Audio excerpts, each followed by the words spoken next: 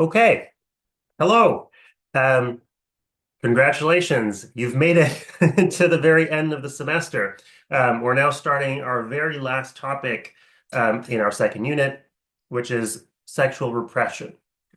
And the concept of sexual repression is simply the concept of um, subduing or restraining the sexual impulse.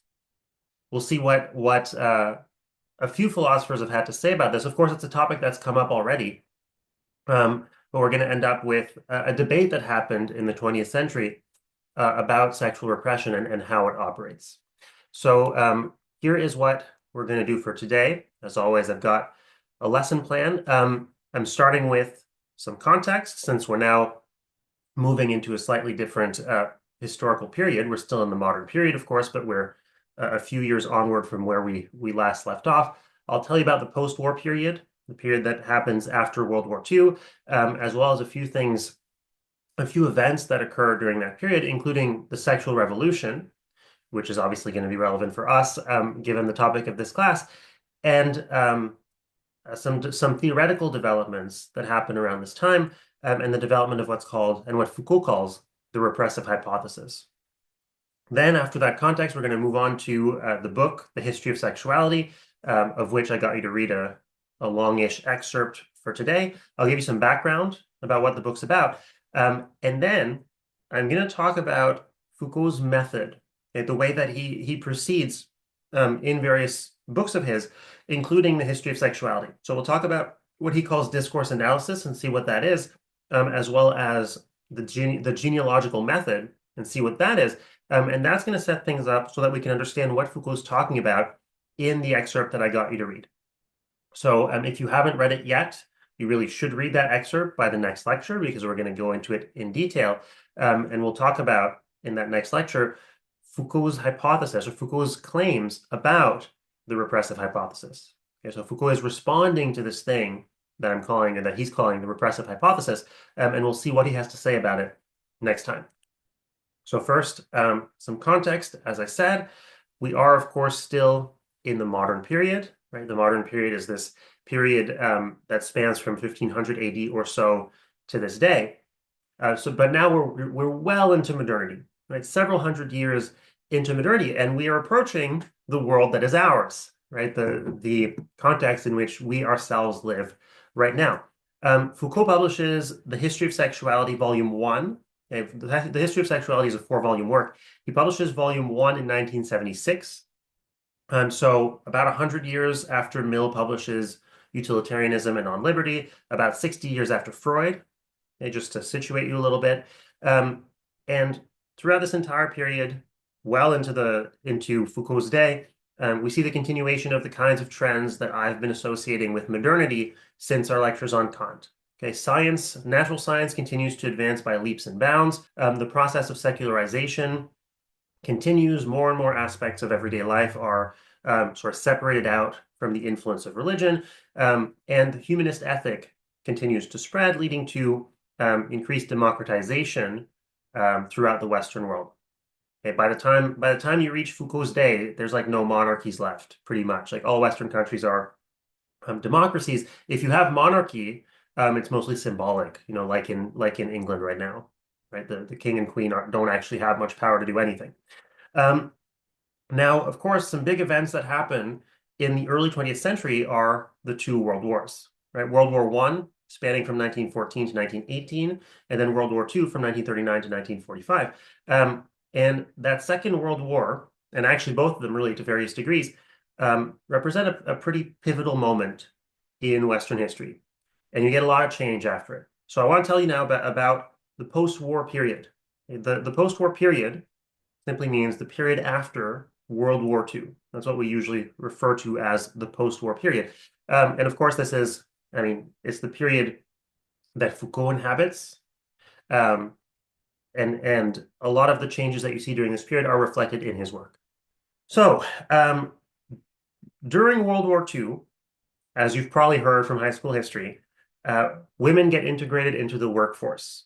Okay, the reason for this is just all the men are off at war and people need to stay behind in order to manufacture things, including weapons, ammunition, stuff like that. And so women are recruited into the workforce. Women start to work for the first time in large numbers. Around the same time in 1920, so a couple of decades before, women get the franchise. They are able to vote again for the first time. And this starts to happen here and there in Western countries throughout the 20th century. So what you start to see during the 20th, what you see during the 20th century really is the collapse, at least in the West, of the kind of sexual hierarchy that had been there since ancient Greece. Right? We saw all the way back in ancient Greece um, that there were various kinds of social hierarchies, one of which was a sexual hierarchy, right, where it was thought that men were above women and women were relegated to the home basically and didn't have any role in public life. While the 20th century sees women in Western countries, at the very least, um, fully integrated into the workforce and into political life. This happens in part because of the experience of World War II. Okay, so World War II changes a lot in that respect. And after World War II, you have the emergence of what's often called the liberal consensus. And we saw last time with Mill, right? Mill is one of the big theorists of the liberal tradition. That liberalism in political theory is, well, liberalism is an understanding of politics that is based on individual liberties, put it that way. The idea for most liberals is that citizens should have as much freedom as is compatible with the same amount of freedom for everybody else. Okay, so it's found on equal freedom and on maximal freedom, right? The most freedom that's compatible with the same freedom for everybody else.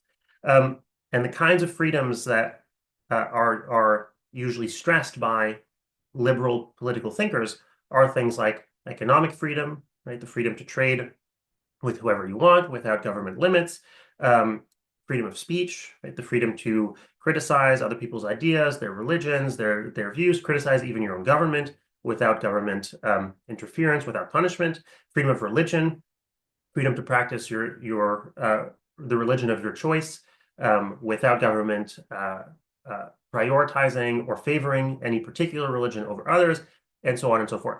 So these kinds of liberties and a political order that's founded on them, what happens in the post-war period is that there's a kind of consensus around it. This is the world that you've been brought up in, is this world where within Western societies at least, and really to a great degree outside of the Western world as well, there's a liberal consensus, a consensus on the fact that this is how society should be organized. This is, of course, quite new, right? Even in Mill's day, it wasn't really a consensus yet. So basically, liberal ways of organizing society sort of win out against much more right-wing, so much more traditional ways of organizing society that are based on, a traditional identity and ethnic identity, a traditional religion, things like that, and against much more left-wing ways of organizing society, like in a communist way where the government has full control over the economy. So during this period, in most of the Western world, you see the emergence of a liberal consensus, meaning the liberal political theory that was theorized by John Stuart Mill and others becomes a reality for just about everybody, and becomes a reality that we're all just sort of on board with. At the same time, though, as this happens, because this becomes the dominant ideology, the dominant way of thinking, you also start to see some pushback among certain intellectuals. And you see what you start to see during the post-war period is certain intellectual movements, certain intellectual currents that are skeptical about modernity. If you understand modernity the way that we've been talking about, as these intertwined processes of secularization, of scientific progress, of humanist ethics, things like that, there are increasing currents of thought that are skeptical about modernity, skeptical about these different movements. And this, again, is in part a reaction to World War II. Because what happens during World War II is that you see the extreme destructive potential of the new technologies, right? Of what science has brought about, both in the form of the mass annihilation of Jews in Nazi Germany, and in the form of the atom bombs that were dropped by the United States in Japan, right, at Hiroshima and Nagasaki. And so you start to see a lot of people. I mean, there's still a minority of voice to this day, but there's some philosophical currents, in particular those that are called critical theory, which is like a kind of Marxism, a brand of Marxism, and postmodernism, um, that are quite skeptical about the ideals of modernity and about the ideals of enlightenment, the idea of progress, scientific progress, moral and political progress through liberal democracy, through secular morality. Um, they tend to be quite skeptical about these kinds of things. And it's right there in the name, right? A lot of these intellectuals, um, they didn't like this term, but people call them the modernists, right? After modernity, trying to move beyond modernity. So they were quite skeptical in various ways um, about these ideals of modernity. Um, Now, the other thing I want to tell you about is in the post-war period is the sexual revolution.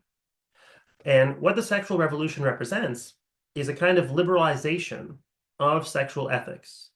Remember, in John Stuart Mill, he's got like a liberal political theory that he says, here's how we should organize politics. Here are the kinds of rights that people should have. Here are the kinds of circumstances in which government should interfere. But he also has a theory about social mores, right? What kinds of norms we should hold each other accountable to.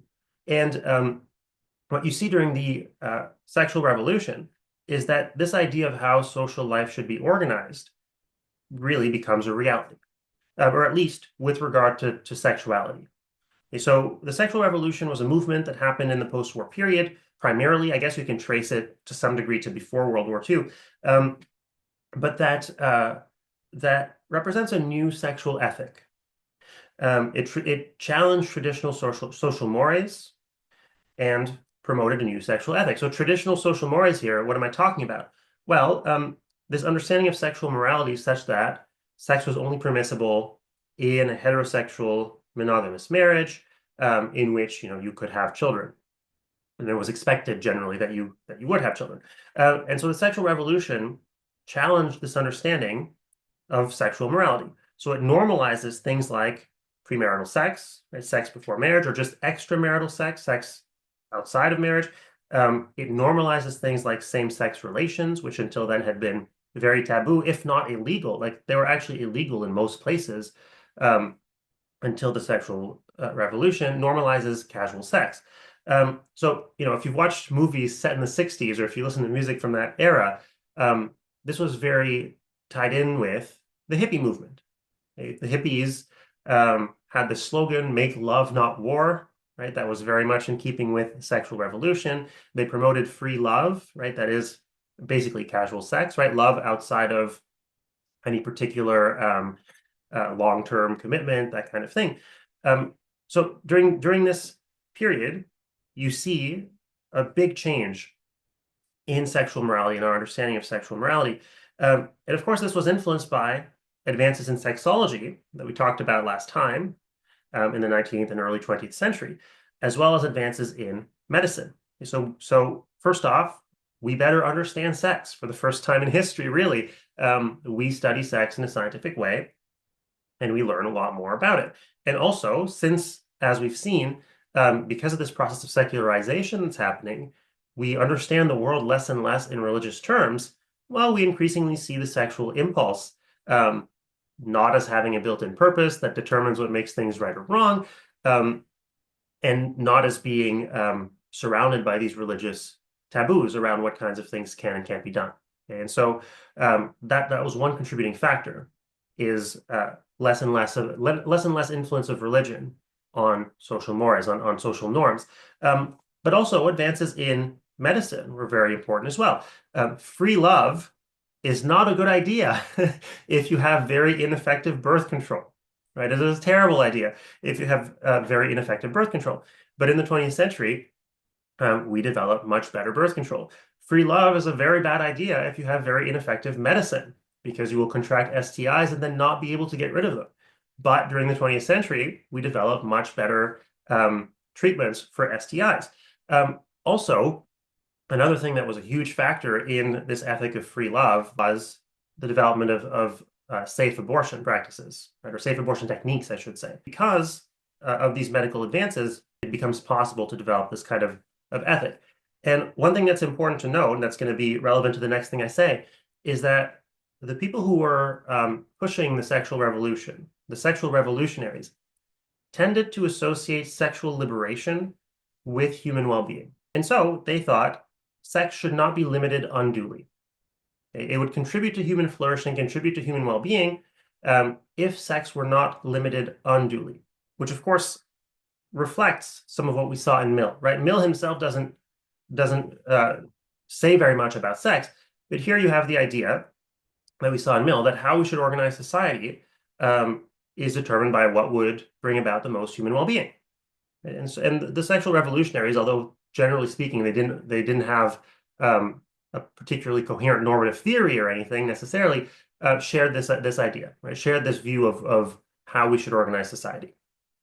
And so what you find in the sexual revolution is a very, very optimistic view of sex. Okay, like probably the most optimistic view of sex anybody had ever seen in human history. Right?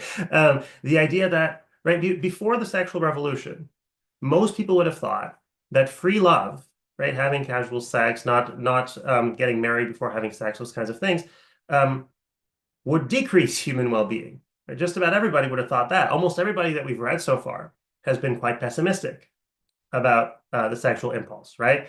They would have thought that this was a recipe for quite a bit of distress because, jealousy and broken hearts, things like that, quite a bit of conflict, again, because of jealousy and broken hearts, and quite a bit of sexual self-indulgence, right? So sacrificing higher goods for the sake of sex, broken families, things like that. But here, in the sexual revolution, you have a very, very optimistic view of sex. Right? If we remove all kinds of barriers to having the kinds of sexual relations that we want, well, that will increase human flourishing. Okay? We will be better off. So they were going very much against conventional wisdom here. And part of what made it possible, again, to go against conventional wisdom was that the situation had changed quite a bit. With advances in medicine, advances in sexology, the repercussions of free love suddenly seemed like they would be very different. Okay, and this brings me to the third thing I want to tell you about regarding historical context, which is some of the theoretical underpinnings of the sexual revolution. In other words, the kinds of ideas that fueled the sexual revolution. And one very influential figure in the sexual revolution is Herbert Marcuse. Herbert Marcuse was a Marxist associated with what's called the Frankfurt School of Critical Theory. Critical theory is one of these movements that I pointed to that were in some ways quite critical of modernity. He was a Marxist who tried to synthesize Marx and Freud, which is a bit of an odd synthesis. But anyway, so his thought was a combination of Marxist thought and of Freudian thought. And we saw that in Freud, right? There's the id, which is your baser animal instincts, the ego, which is like your rationality, your instrumental rationality, like what tries to satisfy your baser animal instincts, but within the constraints of reality. And there's the superego, which is like social norms that you've internalized. Okay, that's Freud's model of the psyche. And what the ego and superego do is they repress the desires of the id to various degrees and in various ways. Right? They force those desires down so that they can be made compatible or that they can be limited in accordance with the constraints of reality of just living in a society and the moral constraints of your particular society. Okay, so there's sexual repression happening. And Freud, as I point out to you, thought that that was a good thing. It was very important that there be sexual repression because without it, the chaotic sort of animalistic desires of the id would wreak havoc. Okay, so that's Freud's model. Now, what Marcuse thinks is, yes, society requires some degree of repression. Again, otherwise, society falls apart. We indulge ourselves to a degree that's incompatible with flourishing social life, and that's bad. At the same time, though, Marcuse thought, in his very Marxist way, that technological developments had made it such that we could do with a lot less repression. Okay, so if you're living in the middle period, in the Middle Ages, in the medieval period, your life consists of almost nothing but work. Okay, you are living a very hard life, And so there's just not much time for you to indulge your desire for pleasure. Okay? To indulge in Freudian terms, your id, the desires of your id, or of your eros, right? Eros, going back to ancient Greek, is desire. And as we saw last time, or a couple times ago now, a couple lectures ago, Freud's term id really encompasses what Plato would have called the eros, right? The desires. And so this is where the title of the book comes from, Eros and Civilization, right? To what degree do we need to repress our eros, repress our id, repress our animal desires for civilization to function? Now, if you're living in the medieval period, there is not very much leeway for your eros, right? For your desires, including sexual desires, but desire for pleasure in general. Right? Eros, as we saw in Plato, can be understood in a much broader way, and that is exactly how Marcuse understands it, and it's how Freud understood it too, right? Your id is not just your desire for sexual gratification; it's all your desires for gratification in general. And so what Marcuse says is, it's true that civilization once required a great degree of repression, right? Just to make life function. Here's another thing. Up until pretty recently, a huge number of children that were born died, right? Because of disease, because of bad medicine, because of poor medical knowledge. And so at that time, maybe it was necessary to require that everybody have as many children as possible. And so for that reason, maybe it was necessary to have taboos around things like masturbation, anal sex, oral sex, same-sex relations, right? We needed people to use their sexual impulse for reproduction. But now Marcuse says, we don't need those taboos anymore, or at least we need fewer of them. In modern industrial societies, where we have all these technologies that permit the mass production of goods and all these kinds of things, we don't need as many limits to the eros, to the id, as we used to. Okay, so he's taking Freud's picture of the psyche and how the id needs to be repressed for the sake of civilization, and saying, yeah, that's right, really, but also there's way more repression in modern societies than is necessary. Okay, that's Marcuse's idea in a nutshell. He calls this surplus repression. Right? It's repression over and above the amount of repression that needs to be exerted for society to function. Okay. He's writing this in the 50s, by the way, in the 1950s, so just before the sexual revolution, or as it's beginning to kind of gain steam. So again, you see in Marcuse a fairly, anyway, optimistic view of the sexual impulse. Unlike Freud, who says you got to repress quite a bit, you got to put in a lot of limits. Marcuse thinks, yeah, sure, you need to limit the sexual impulse. Obviously, you can't have people engaging in like sex crimes and things like that, or not showing up to work because they're at home masturbating all day, things like that. But he thinks you can give the sexual impulse a lot more leeway. This brings me to the repressive hypothesis. Okay? This entire first volume of the History of Sexuality by Foucault is about the repressive hypothesis. Now, the repressive hypothesis, I don't think Marcuse himself actually defends it anywhere. But it's something that a lot of people who bought into Marcuse's framework did defend.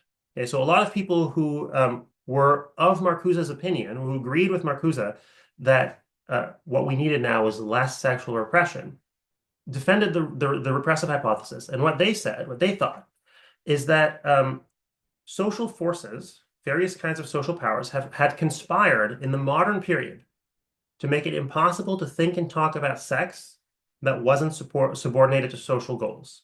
Okay, what does that mean? Well, that they had made it impossible to think and talk about sex that wasn't heterosexual, monogamous, for the sake of reproduction. And so what people who agree with Marcuse were saying is that any sex that was not subordinated to social goals, and so any sex that was not socially productive, was made to disappear. Any sex that was not heterosexual, monogamous, for the sake of reproduction, disappeared from our thinking and speech. The idea was that there were various kinds of social powers that were placing limits to sex. What kinds of sex were being limited? Well, obviously, same-sex relations, which are not subordinated to social goals, right? Which are not socially productive. Masturbation, anal and oral sex. and really any sex that is just for the sake of pleasure. Okay? The repressive hypothesis, again, claims that um, during the modern period, various forces conspired to make it impossible to think or talk about these kinds of sex. This was a historical hypothesis, okay? Um, that we simply could not think about, could not imagine sex just for the sake of pleasure, including these various kinds of sex that previously had been thought of as perversions. Okay, with all that context out of the way, now we can talk about Foucault's history of sexuality. Um, the history of sexuality, again, it's a 4-volume work, covers a lot of ground, but the first volume, which is the one that we're talking about, addresses this repressive hypothesis, or addresses this alleged repressive hypothesis. Okay, so first some background on Foucault. This is him. Again, we're in the 20th century now, so we've got photographs. Foucault was a French philosopher, historian, and a sociologist. Now, it's interesting that he's not really taking that seriously in philosophy. Okay, you pretty rarely encounter him in philosophy classes. Usually, where you'll encounter him is in sociology classes, maybe literature classes, and cultural studies. And we'll see, you know, it'll come out. I'll point out places where there are certain issues that explain why he's, you know, maybe not taken that seriously by most philosophers. But Foucault was part of this current of thought that I've called postmodernism, or that others might call post-structuralism, that was in various ways skeptical about or reacted against certain ideals of modernity. So you'll see in Foucault and also in the other postmodernists that there's a kind of skepticism about science. Again, during the modern period, you have these scientific advances, this new way of understanding the world that seems to really increase how much we understand of what's happening around us, how much technology we're able to produce. And postmodernists like Foucault tended to be quite skeptical about some of the claims of science.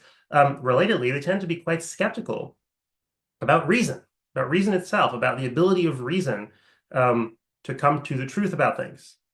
Relatedly, tended to be quite skeptical about the ability of reason to come to the truth about morality.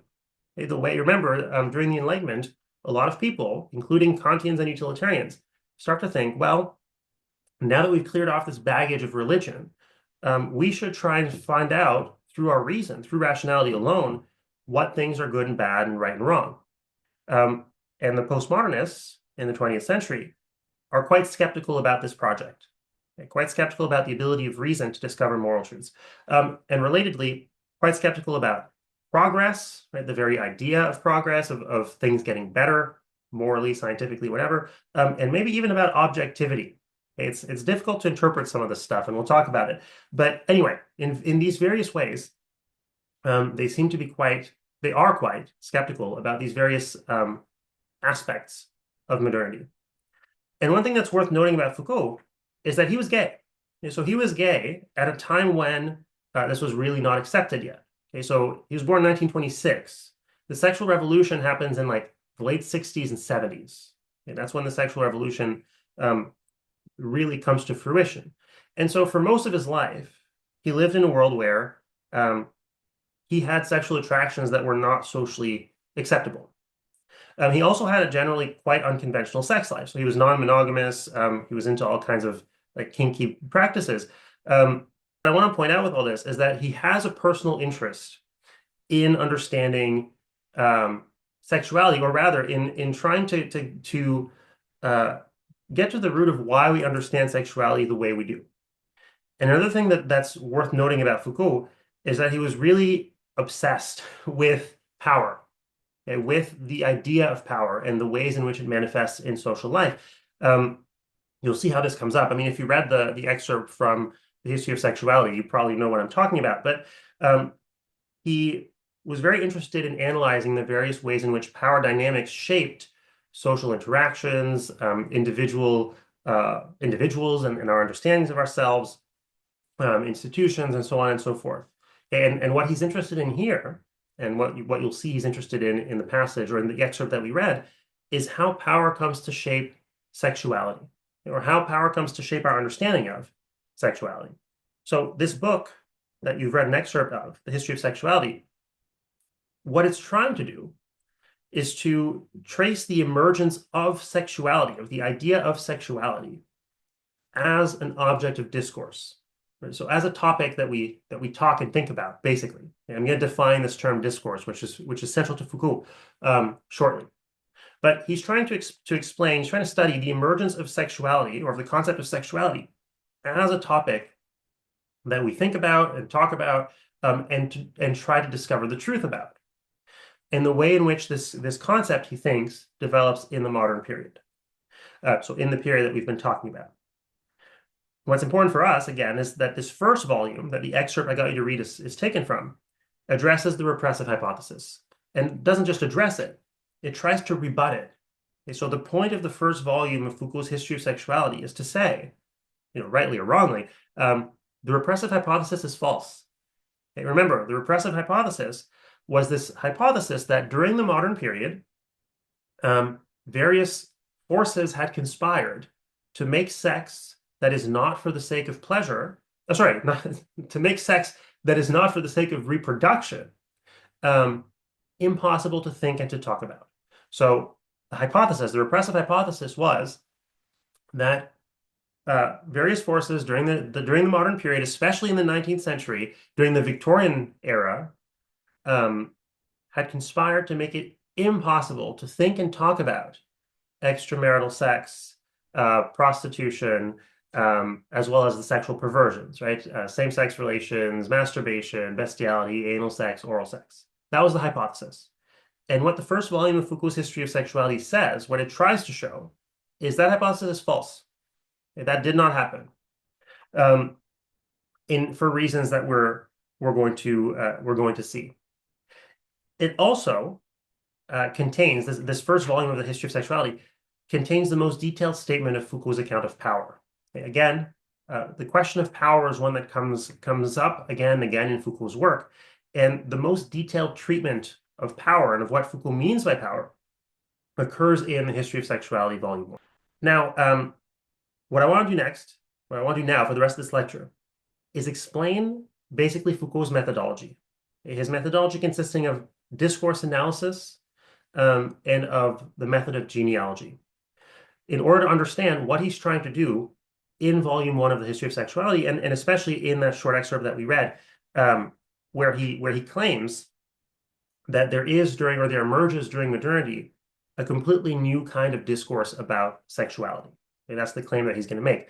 But let's look at the background that'll make it possible to understand what he's saying. So I've got a long quotation here.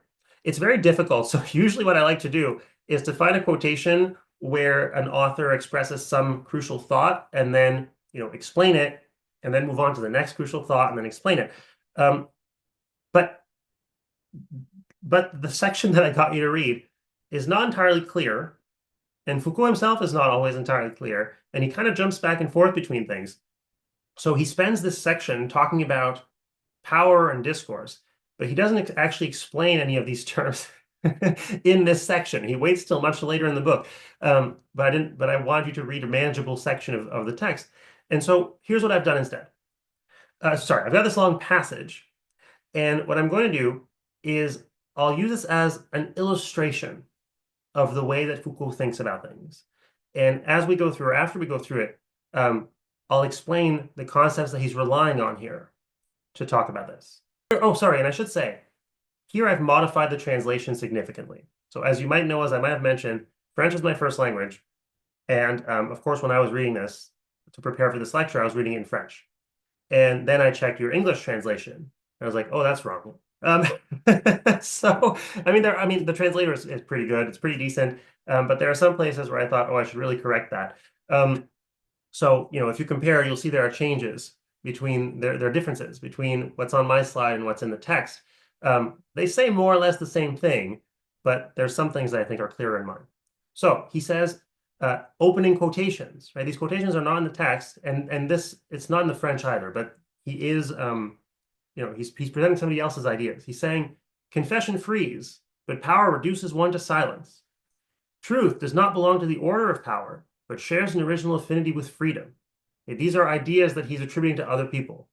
And he says of these ideas, these are just so many traditional themes in philosophy that a political history of truth would have to overturn by showing that truth is not by nature free, but that its production is thoroughly imbued with relations of power.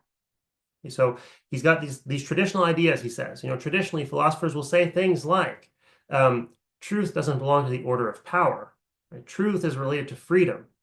Or they might say that confessing, right, telling the truth, is freeing, whereas power reduces you to silence. Right? These are the kinds of things, traditional themes that people would say. And what Foucault says is a political history of truth, whatever that is, I'll explain, would overturn these. Right? Would show that they're false, is what he's saying. It would show, right, such a political history of truth would show, he says, that truth is not by nature free, but its production is thoroughly imbued with relations of power. Now, he goes on to say, one has to be completely taken in by this internal ruse of confession. Right? You have to have had the wool pulled over your eyes by some kind of internal ruse, some kind of deception, in order to attribute a fundamental role to censorship, to prohibitions on what is said and thought. One has to have an inverted image of power. Right? You have to be thinking of power the wrong way. You have to be thinking about it upside down in order to believe that all of these voices that compel us to confess things are speaking to us of freedom. Okay, so here again, this is not a passage where he's explaining these concepts or anything like that. It's a passage where he's talking about confession, and about the various ways in which people are encouraged to confess various kinds of things. But I'm using this passage to illustrate something about Foucault's methodology and the way that he proceeds here. And what this passage indicates is that Foucault thinks that the way that we usually understand power is upside down. We think about it in terms of censorship, in terms of prohibitions. What he says is that's an inverted understanding of how power operates. And then he finishes, this, right, getting us to think about power in the wrong way, is an immense task to which the West has submitted generations in order to produce men's subjection, that is, their constitution as subjects in both senses of the word. Okay, let's clear up a little bit of what he says here before I move on to explaining the methodology. So first, he says in the first paragraph that the production of truth is thoroughly imbued with relations of power. Here, you see the kind of skepticism that I was pointing out, the kind of skepticism about reason, the kind of skepticism maybe even about truth, okay, about objective truth.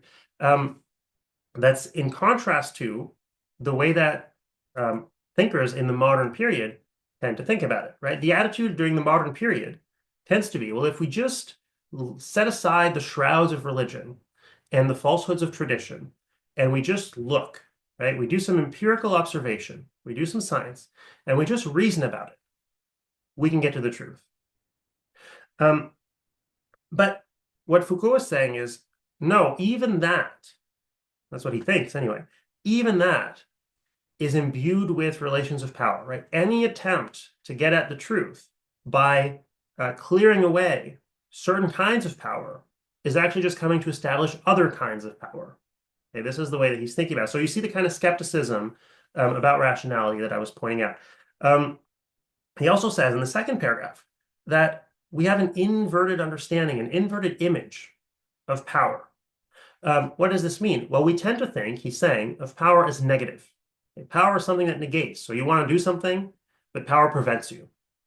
Right? But power censors, prohibits, imprisons, punishes. But he says, this is the wrong image of power. Power isn't just negative. Power is, we'll see, he thinks, everywhere. Okay. Power compels you to act. More than anything, it compels you.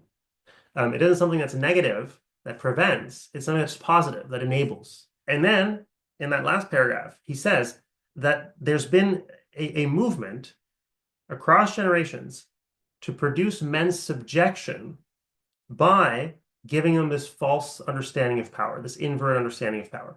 It constitutes them as subjects in two senses of the word. What is he talking about there? What are the two senses of the word subject? What are the two ways in which you can be a subject? Well, one, the subject of study. something that you study. Um, Two, a subject as an individual agent, right? When you talk about uh, a subject in philosophy, when you talk about a subject performing some action, you're saying an agent, right? An individual performing some action. And so what he's claiming, okay, without getting to his reasons yet, but what he's claiming is that um, we are in some way constituted as subjects of study, something that you study, um, and as individual agents who act by power. A power, relations of power, he's going to claim, is what makes us understand ourselves as something that there is a truth about and that can be studied. And it is various kinds of power that make us into agents in the first place, and that make us into beings who act in the ways that we act and think in the way that we do. Okay, so power, on Foucault's view, it underlies processes of trying to get to the truth. It's all over the place. It's all around us. It makes us act and constitutes us as individuals, makes us into the kinds of people we are. Now, this sounds very sinister, and Foucault himself has a way of making it sound very, very sinister. It sounds like a 1984 kind of scenario where Big Brother is watching everything you do, and like somebody's behind the scenes pulling the strings. Let's explain what he means by this to at least get a better sense of how this might be somewhat possible. Okay, so first, I'm explaining discourse analysis here, and Foucault, throughout the excerpt that you read, talks about discourse. What does he mean by that? Now, Foucault, of course, is writing in French. The word he's using is discours, and discours in French simply means speech. Okay, like if a politician makes a speech, we'll say en français, il a fait un discours. Il a fait un discours. He made a speech. So discours just means speech in that sense. It also means what is said, right? So speech in the sense of what gets said. People are engaged in speech throughout the world right now. The word I would use in French to express that thought is discours. You get des discours or something like that. But in Foucault, it's worth noting, it doesn't just mean what is said. It means both what is said and thought. Okay, the system of what is said and thought. But again, it doesn't just mean the content of what is said and thought, but also the various conditions that make it possible. Okay, so when Foucault uses the word discourse, he means all the things that we say and think about something, as well as the various conditions that make it possible for us to say the things that we say about it and to think the things that we think about it. That's the word discourse in Foucault. So what kinds of conditions make it possible to say and to think certain things? Well, just as examples, practices of various kinds, attitudes of various kinds, institutions of various kinds, and beliefs of various kinds, okay? Among other things. These are factors that are present and that make it possible to think and to say certain kinds of things. These are various kinds of forces that operate in a society to make certain kinds of things sayable and thinkable, and certain kinds of things unsayable and unthinkable.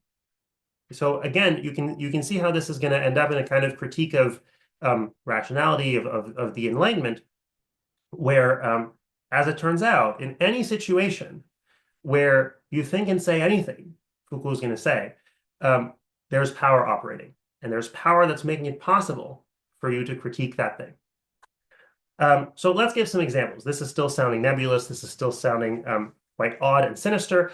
And in a way, again, the way Foucault presents it, it does seem like it's kind of odd and sinister. But let's take a particular discourse, which is well known to us, the discourse about the philosophy of love and sex.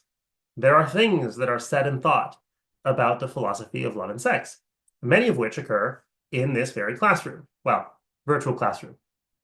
So that's a discourse, right? It is a set of things that are thought and said about something.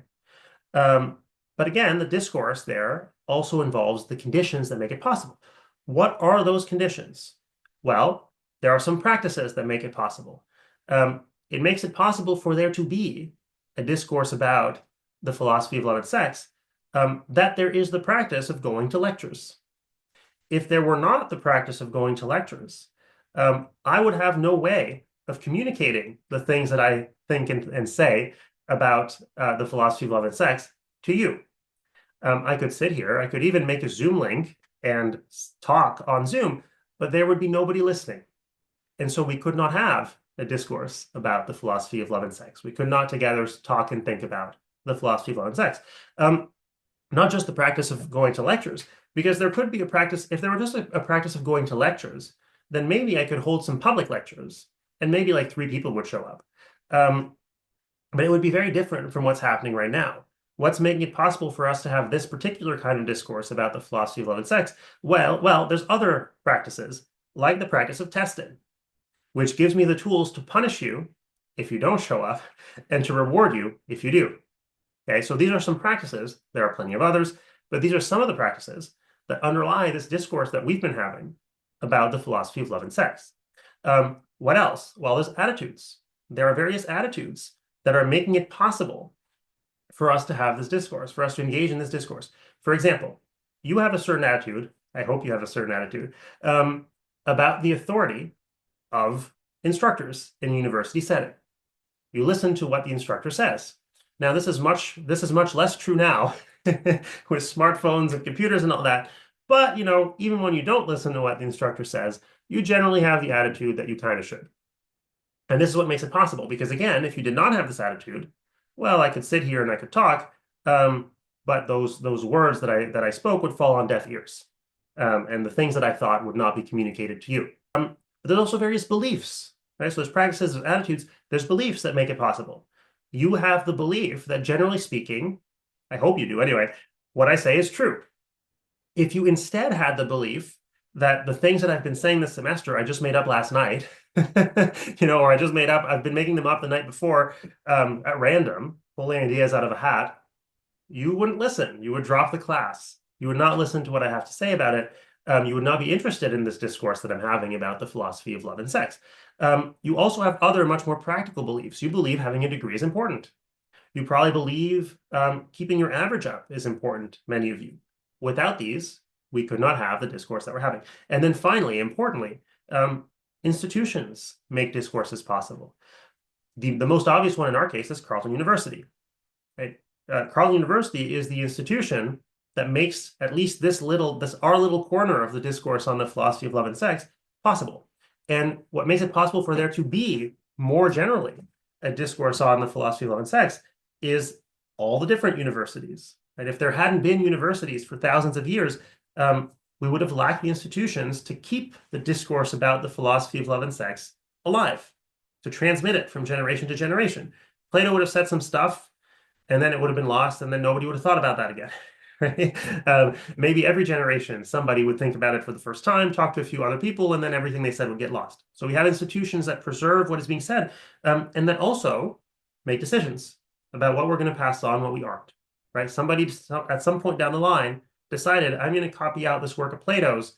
I'm not going to copy out this work that my grandmother wrote during a very high fever episode before she died. Right? There are some decisions that have to be made about what's going to get transmitted and what is not going to get transmitted. And so another big institution that's relevant here is the philosophical canon, or more broadly, the literary canon. Right? The generations-long decisions that have been made about what books get transmitted and which ones do not. And the story that we tell about why those books get transmitted and why others do not. Okay? So these are, again, you could list a whole bunch of others, but these are the various conditions that make the discourse that we're having possible, the way that Foucault thinks about it. Okay? The various practices, attitudes, beliefs, institutions that make it possible for us to have, and that have made it possible for us to have, the kind of discussion we've been having about the philosophy of love and sex. And here you can get at, you can see what Foucault means when he says that that power underlies the production of truth, or the search for truth. Each of these factors make certain things possible, but also make certain things impossible. So all these factors, again, make it possible for us to have had this conversation, to have had these lectures, and to have talked about the things that we've talked about. At the same time, the same factors, the same forces limit what can be said and what can be done in this classroom setting. Um, so I said one thing that underlies our ability to have this discourse is some of your beliefs, right? You believe that what I say is true. Or generally speaking, right? Maybe I've made a couple mistakes over the semester, but generally speaking, what I say is true. You believe that your degree is important. You also believe various things in your everyday life that you take for granted, um, including moral beliefs. If I started teaching medieval morality as true, right? Suppose that I was a very conservative Catholic, and I started teaching you Catholic medieval morality as true. And I said, well, obviously, people with same-sex attractions are objectively disordered, and well, that's a horrible sin, and they're going to hell. Um, well, I would not get to say that, right? I could say it, but then I'd get punished, probably lose my job. And so the fact that I teach for an institution, Carleton University, to people who have certain kinds of beliefs, including moral beliefs, that are the moral beliefs that are typical of Westerners in the early 21st century, and the fact that that institution functions in certain ways, right, needs you to keep giving them money, and so will fire people who do things that are too offensive to you, limits what I can say. There are certain things that I can't say. Um, Similarly, if I were to just go on a racist tirade during one of my lectures instead of talking about the philosophy of love and sex, the same kind of result would occur. Okay, so the forces that make it possible for me to say some things and do some things make it impossible for me to say some things and do some other things. If we were in a live lecture, of course we're not right now, but if we were in a live lecture and I was lecturing, and somebody else than me decided to stand up and start lecturing in my place, your beliefs about the fact that they don't have the authority to say what they, or your attitudes about authority, right? That they don't have the authority to just take over the lecture. And your beliefs that what they're saying is either untrue or irrelevant to your getting your degree. And the mechanism that's in place, because Carleton University wants you to keep paying your tuition fees, would make it such that they can't say what they want to say. Okay, so there's various factors that determine the content of the discourse.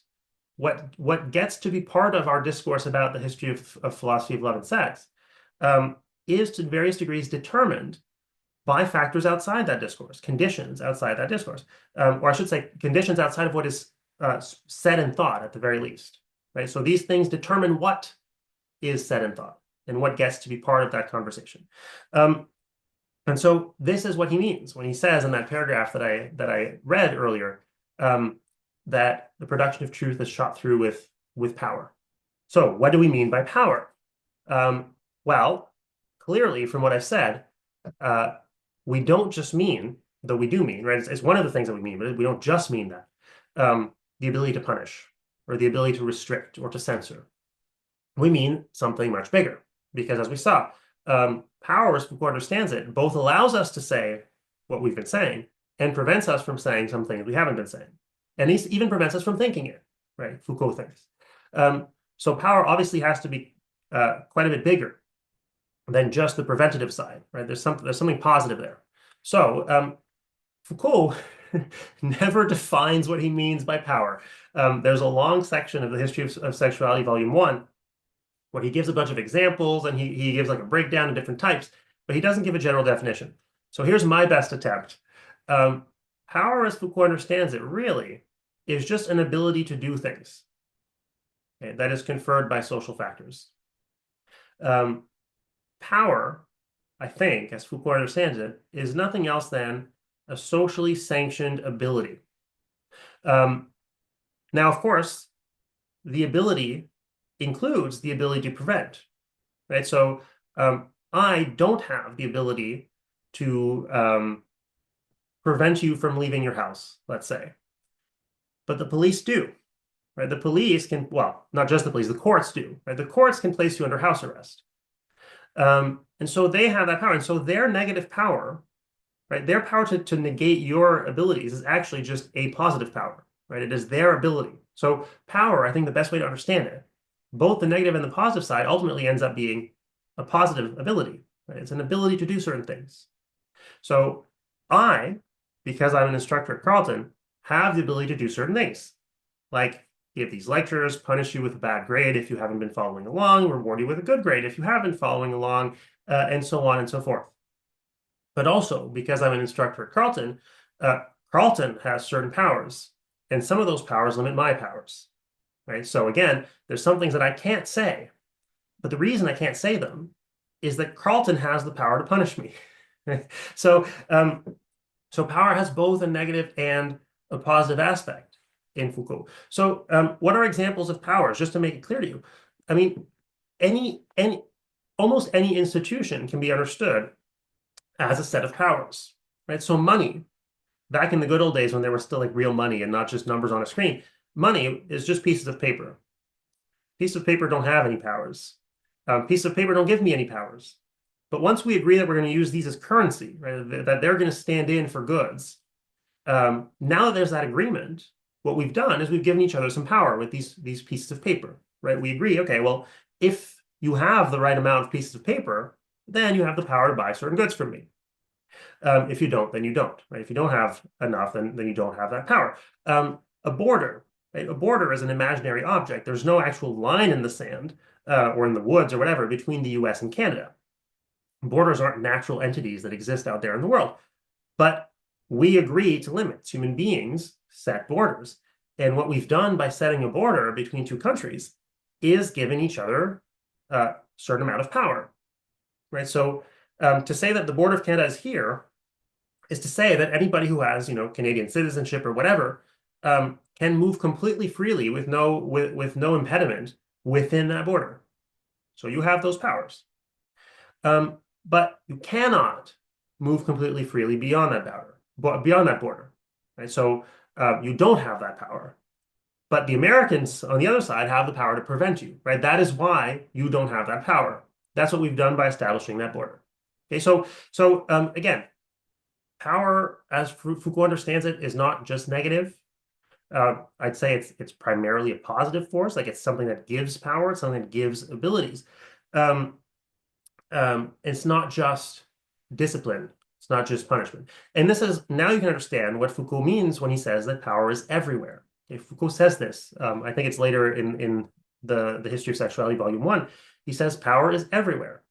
Power shapes social life, right? It is to have a social life, to have any kind of set of practices and institutions and beliefs and whatever, is to have various relations of power, as Foucault understands it. Any social institution you want, right? I picked money and borders, but you can think of any you want, is constituted by, as Foucault understands it, various kinds of power.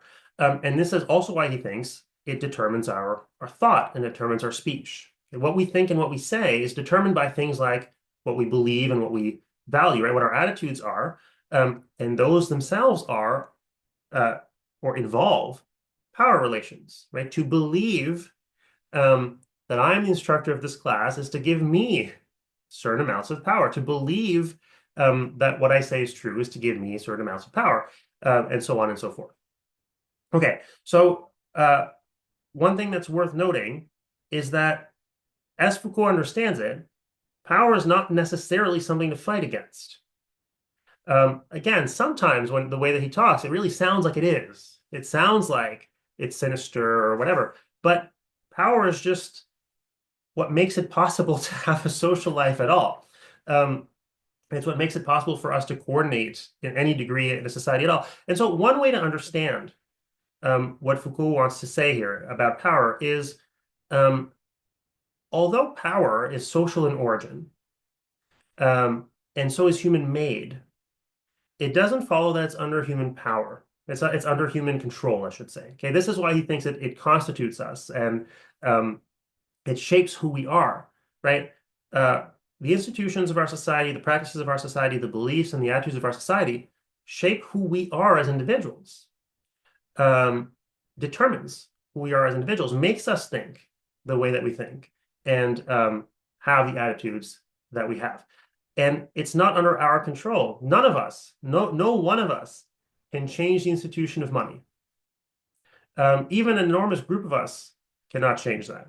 No one of us can change the border between the US and Canada. No one of us can change social attitudes about teaching or about the history of philosophy or whatever. It is human made, right? It wasn't just there in nature. We didn't discover these things, but it's not under our control.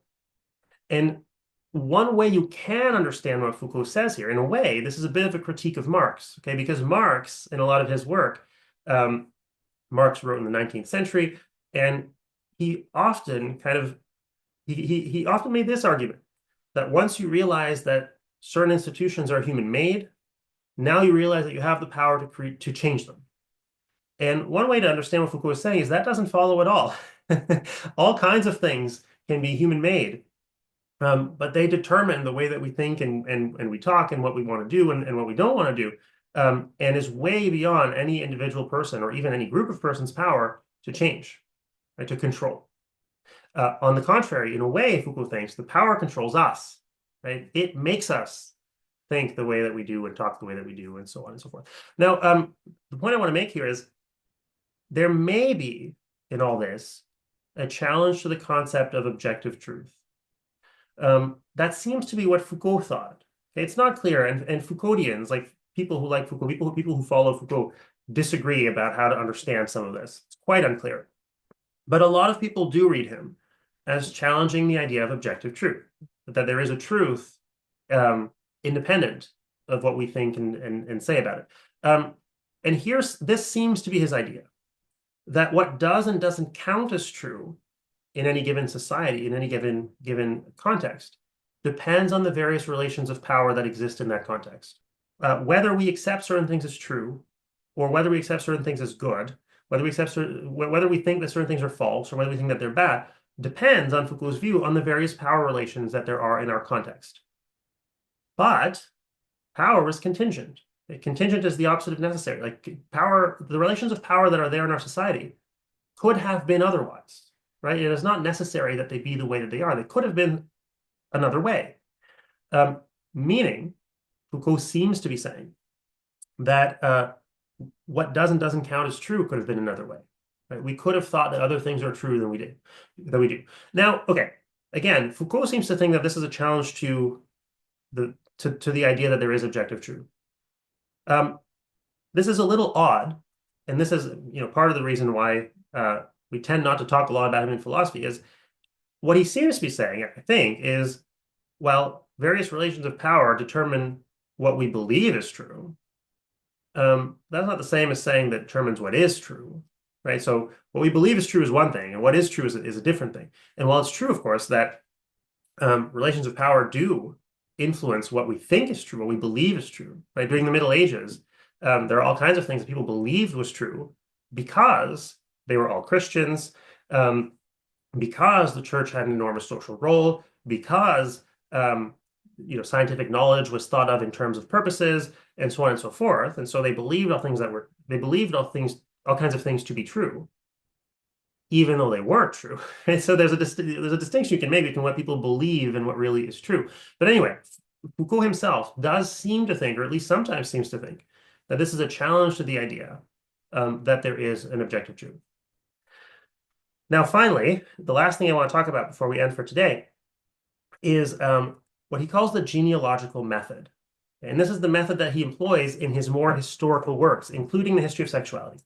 And the method of genealogy is simply the method of tracing the history of a given discourse in order to shed light on the contingent historical circumstances that gave rise to it.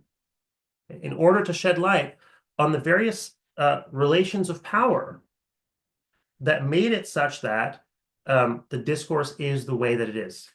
And again, the idea is, well, those relations of power could have been different. They're contingent. That's what it means to be contingent. It's not necessary. It could have been different. And so Foucault wants us to conclude the discourse could have been different. We could have ended up thinking and saying very different things than we do in fact think and say. So, you can trace the history of the scientific discourse, right? We could have had very different scientific beliefs than the ones that we do. We could have said very different things about science than the ones that we do. We can trace the history of liberal political discourse. We could have thought very different things about legitimate political power than we do. We could have put very different political systems in place. Okay, so this seems to be Foucault's idea: is you trace the history of a discourse You trace the various contingent historical circumstances, the various contingent relations of power that gave rise to that discourse. Um, and in so doing, you lay bare the contingency of the discourse itself. We could have thought otherwise than we do. We could have held different things to be true or false than we do. We could have held different things to be good or bad than we do. That seems to be Foucault's method. But Foucault also seems to think, and this is why I've gotten with a question mark, is this supposed to be like a problematizing genealogy? Foucault seems to think that by doing this, we quote unquote problematize the discourse, meaning we call it into question. And we can now be more skeptical about the discourse. Now that we realize how contingent the historical circumstances that gave rise to it are. Okay, so again, you seem to end up with a fairly skeptical view of progress, a fairly skeptical view of the modern ideal, right? Again, the modern ideal was once we clear away the veils of religion and tradition, and we just do some science and we just reason, we can get at the truth. But Foucault tries to show in various books, various works, and lots of people who like Foucault try to show the way in which the contemporary scientific discourse also relies on contingent relations of power. The way in which liberal or humanist political and moral thought relies on contingent historical circumstances and contingent relations of power. Okay, so it tends to be quite skeptical about these ideals of modernity. So I'll just end with an example to illustrate this so that it's clear for you, and then we'll stop. Let's take the scientific discourse around natural laws. Okay, so since the modern period, we have understood the world, as I've pointed out, as matter in motion, okay, as particles of matter that are subject to certain forces in accordance with certain laws, okay, certain regularities. Now, in the early modern period, scientists began to look for regularities in the world. And they just took it for granted that there must be regularities in the world that we can understand, that have a law-like form, that they have the form of something that always applies, like a law. Why? Well, some would say, many would say, because they believed in God. They believed that there was a lawgiver, and they thought that God had given moral laws, right? Had said you must do this, you must not do that. And they thought, okay, well, maybe there are regularities in the natural world that are also like laws that God gave to it. Okay? Because in the early modern period, although Christianity was declining, most people remained theists. They still believed in God. I mean, it was the best hypothesis we had for a lot of things. And so they thought about the natural world as being under the command of certain laws given to it by God. If they hadn't thought this, then they might not have looked for regularities at all, or at least they might not have thought of those regularities as laws. And so Foucault might conclude, it turns out finding or thinking of nature in terms of regularities, or thinking of those regularities in terms of laws, is contingent. We could have come to a different set of beliefs. Okay, that's in a nutshell Foucault's method, his genealogical methods, right? Tracing the history of a given discourse, in this case, scientific discourse around natural laws, in order to lay bare its contingency. And it seems, in doing so, problematizing it, causing us to doubt it. Okay. Now, again, there's one way you can understand this, which is simply, well, it's obviously true that those regularities exist, and what you're doing is you're telling us an interesting story about how we came to discover them, and why we call them laws, right? Why we use the word laws to designate them. But that doesn't usually seem to be what Foucault is doing. Another thing you can do, and this does seem to be what Foucault is doing, is saying, well, it's just not true that there are scientific laws or that there are laws of nature, because we could have thought about this otherwise. Okay, so he does seem to think that what he's doing here is undermining the claim to truth of a particular discourse. Again, this is arguable. He's not super clear about it, and different people who study Foucault say different things. But it's at least arguable that this is how he's thinking about it. Okay, so that hopefully gives you a pretty good idea of how Foucault proceeds.